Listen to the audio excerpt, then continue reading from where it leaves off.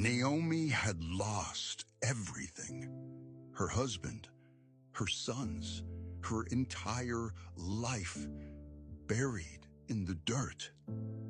She had two daughter-in-laws, Orpah and Ruth. "Return to your families," Naomi told them. "I must be cursed for all this tragedy." Orpah wept, kissed her, and left her. But Ruth refused to leave her side. Then she spoke those words, "Where you go, I will go. Where you stay, I will stay. Your people will be my people, and your God will be my God." Stubborn love. Ruth wouldn't abandon Naomi when she needed her most. They traveled together back to Bethlehem, two widows arriving at the start of barley harvest. Two widows, alone in the ancient world. It was a cruel fate, but Ruth was relentlessly loyal, and the Lord saw her. Well, we are coming out of the book of Judges, and that was a dark, dark story. It was a wild ride to move through the book of Judges, where everyone was doing what was right in their own eyes. It is a terrible story of darkness. But now we move to the story of Ruth, which is a beautiful story in the Bible. We move out of the total depravity and darkness of the days of the Judges to a beautiful story of redemption. Ruth's quiet loyalty, faithfulness reminds us that even in the midst of dark places and grief and sorrow, that his presence is there.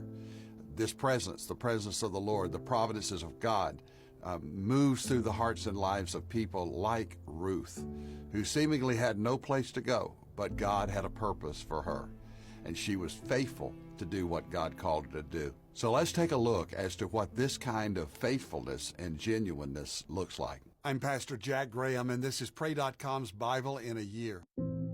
Ruth's husband was dead. She was in a foreign land, caring for her mother-in-law.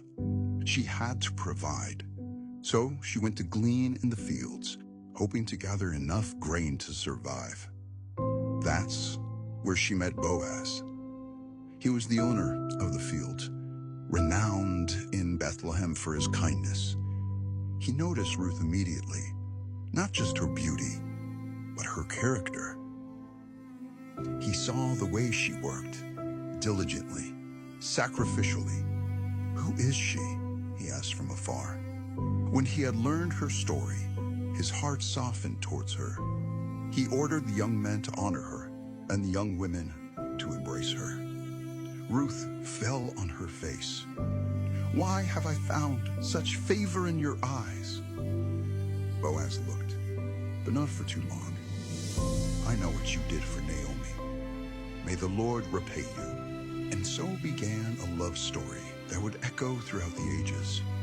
Boaz did not sweep her off her feet or kiss her among the amber fields. He gave her dignity, respect. As their love grew, Ruth asked Boaz if he would redeem her, marry her. He took Ruth as his wife. From their union would come King David, and then the Messiah. The foreign widow from Moab had been grafted into the line of kings.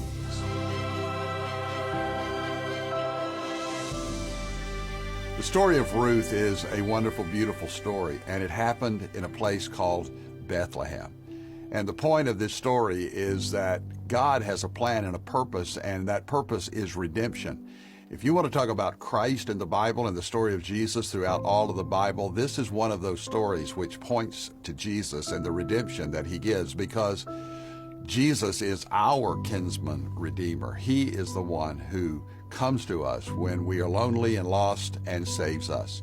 And we become his bride, the bride of Christ, just as Ruth became the bride of Boaz. The Lord Jesus is our Redeemer.